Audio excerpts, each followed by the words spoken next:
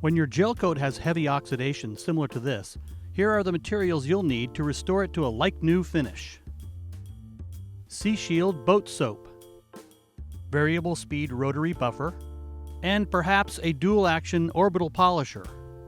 500, 1000, 2000, and 4000 grit sanding disc sponges. Sea Shield Heavy Cut No. 1 and Cut and Polish No. 2 compounds. Sea Shield Swirl Remover No. 3 polish.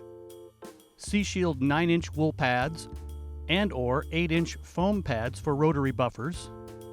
6-inch foam pads for dual-action polishers. Sea Shield microfiber towels and applicator. Sea Shield nano coating and exhaust guard protectants. Always clean or wash down surfaces with a Sea Shield cleaning product before buffing. Dirt and other contaminants left on the surface will leave scratches. Not all gel coat is the same, so sanding is not always required for heavy oxidation. Try buffing a test area with Sea Shield Heavy Cut No. 1 first to see if the finish can be restored.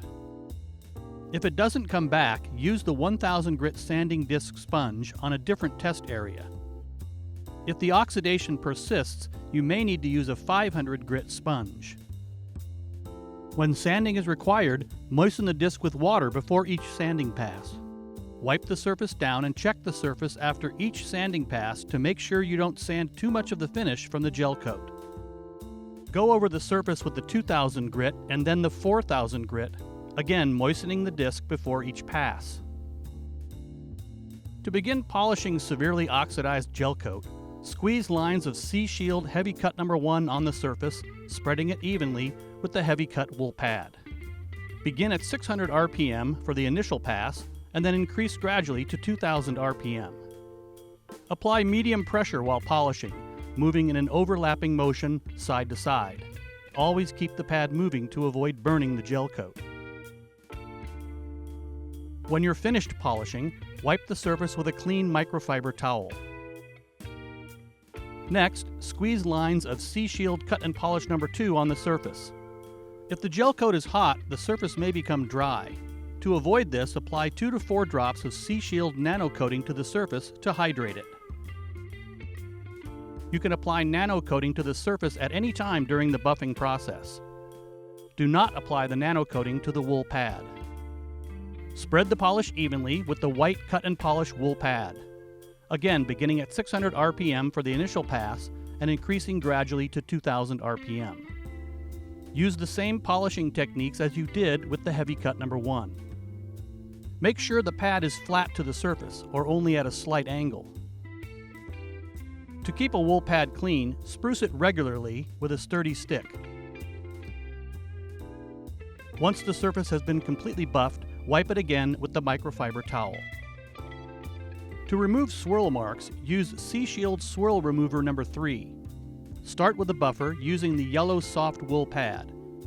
For a hologram-free finish, switch to the dual-action polisher using the 6-inch green final finishing pad with a few drops of Sea Shield nano coating added. With foam pads, the polish and nano coating can be added directly to the pad. Spread the polish slowly and firmly using a high speed on the polisher.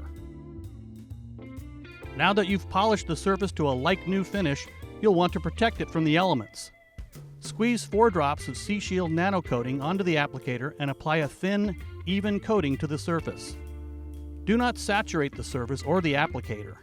Do not wipe off the excess nano coating prior to applying Sea Shield exhaust guard. Let the nano coating cure, which will take a minimum of 1 hour. To apply Sea Shield exhaust guard, use a black sealing foam pad, which is specially designed to apply a thin coating. You should never apply this product to hot surfaces. Work on small sections at a time so it doesn't dry or haze. A small amount can cover a 10 to 15 square foot area. Quickly and evenly go over the surface and wipe the exhaust guard off immediately with a microfiber towel.